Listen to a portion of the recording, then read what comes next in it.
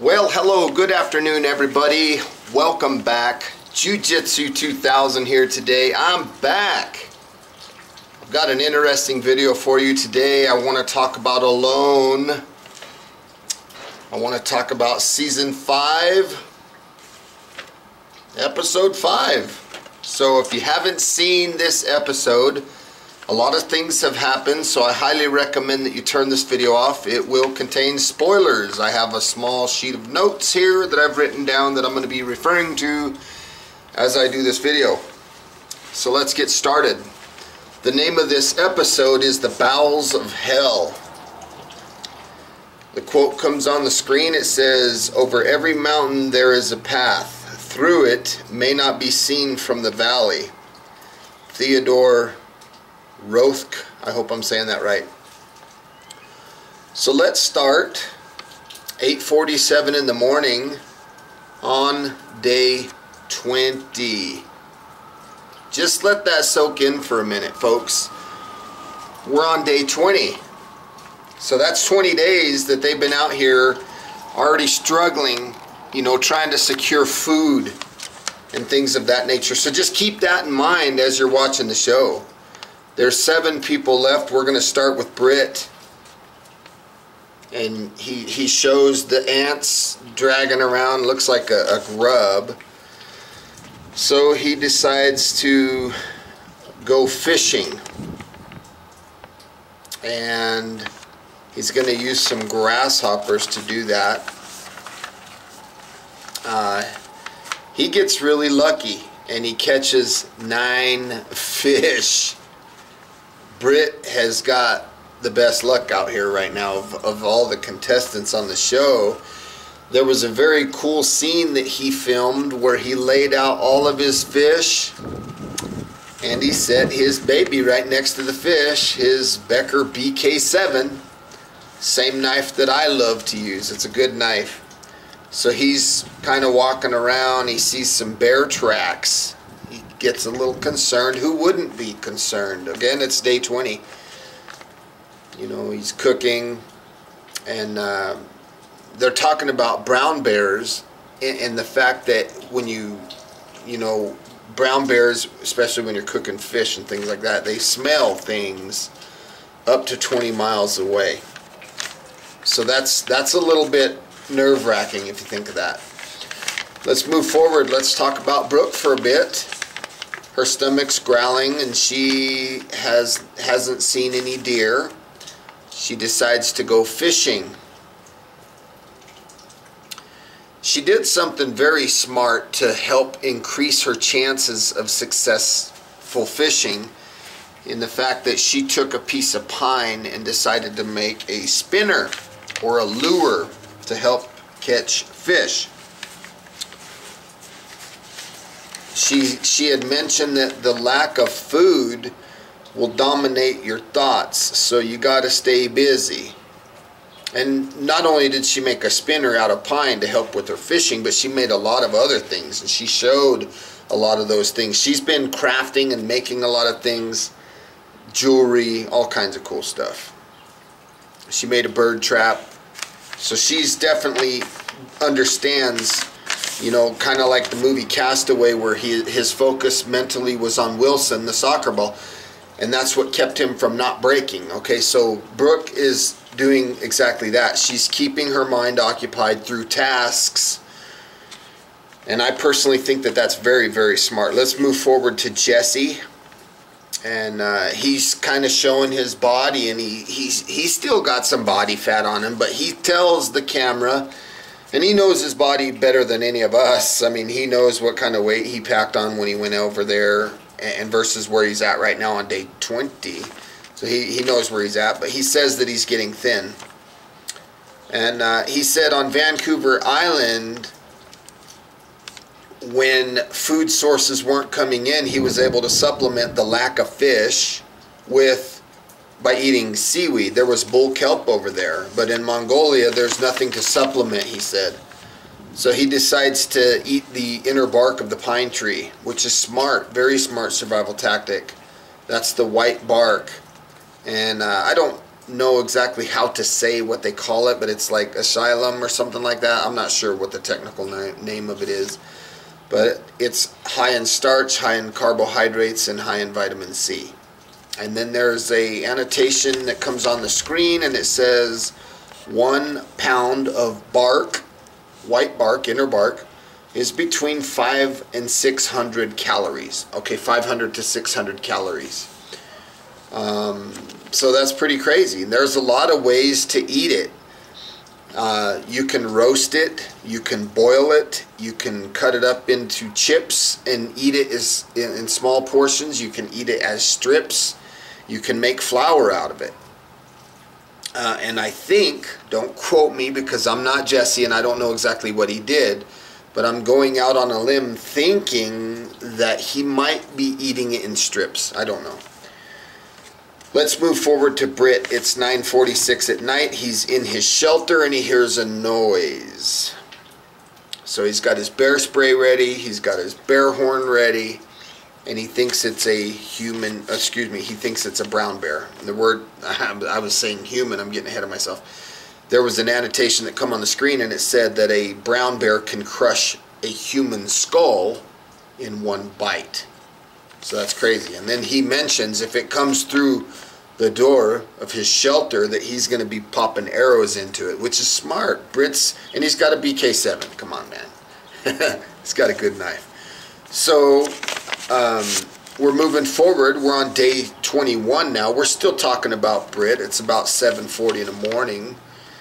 Still 7 people left, and he said there's evidence of bear activity, which he knew that obviously because he saw a lot of sounds the night before. You know, they were scratching trees, and that's a sign of bears marking their territory. They're not like dogs where they go pee on everything. They scratch trees and break shit, and they're like, yeah, this is where I've been. So let's move forward. 11:46, we're talking about Larry. He has hunger pains, which is understandable. They're on day 21, folks. And he talks about the fact that he's been eating a lot of dandelions. Now, dandelions are a very good wild edible food.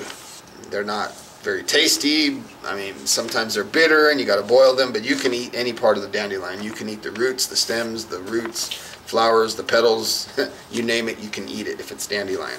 Okay, and if it tastes sour, you can boil that and drink the liquid if you can get it down, and you're drinking all the nutrients, plus you can eat the leaves, and it just makes the leaves and whatever you're boiling, whatever food media of the dandelion that you're boiling, it just makes it more palatable, easier to get down. And he says that he's been eating less than 500 calories a day.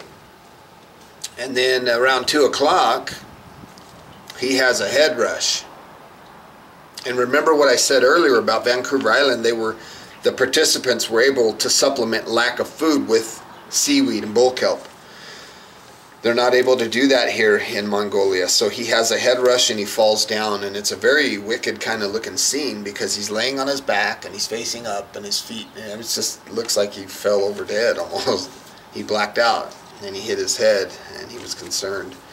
And then he said something extremely smart that never crossed my mind until he said it, and that was that he thinks that the dandelions, being a diuretic, are dehydrating him, and during that process they're making his urine clear, so he's thinking by the clear urine that he's hydrated.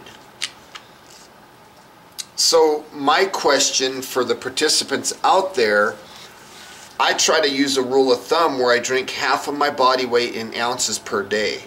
So I'm wondering if they're keeping track of their hydration levels. I don't know if they are. Maybe they're not because they're so busy setting up cameras and trying to get, they're probably overwhelmed out there. I'm guessing that being out there ain't easy. I mean, I know it's not.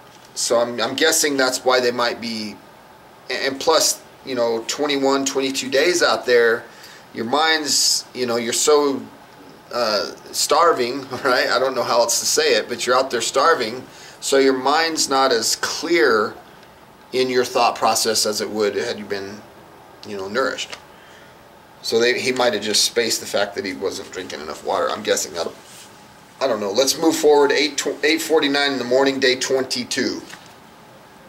22 American veterans every single day, folks. Mission 22, right? So Jesse, Green Beret, right? He's still eating the bark. And he has a very nice, looks like a Lodge 2-quart Dutch oven, and he's using that to kind of dry it out and mash it up and make flour, which is very smart because the flour is going to pass through the body. It's in smaller pieces to be digested easier. One of the keys, I think, when it comes to eating that pine bark is to make sure that you're staying fully hydrated to produce more acid in your stomach. And I'm guessing he's doing that. He said that the eating the pine bark has been giving him gas, and he says something very alarming, and that is, he said he hasn't had a bowel movement in over 2 weeks. 2 weeks he hasn't had a bowel movement. That's scary. Moving forward, we're talking about Sam. We're on day 23, 8:16 in the morning. He has his tarp. The rain collects in his tarp. He's drinking the water out of the tarp. And he made a comment. I can't remember exactly what the words were that he used, but it was kind of funny.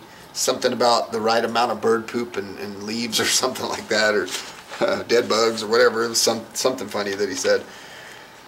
And he had made mention that he's starting to see the fall colors. The leaves are not green, they're starting to get yellow and red and stuff like that, which means cold temperatures are coming.